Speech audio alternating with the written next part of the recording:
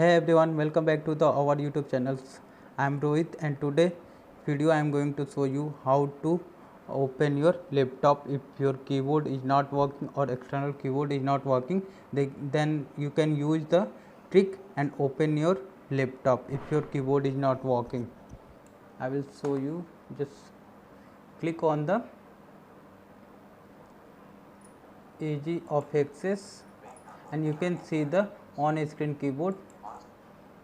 And now if your keyboard is not working, you can use same trick and open your laptop.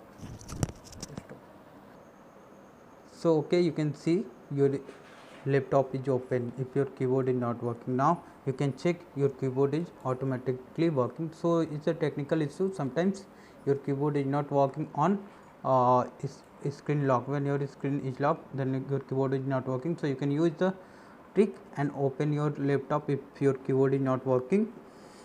So if you found this video helpful, make sure to hit the like buttons, and if you want to more tips and tricks like this, don't forget to subscribe our YouTube channel. So also let me know in the comment below what other topic would you like to cover me. Thanks for watching.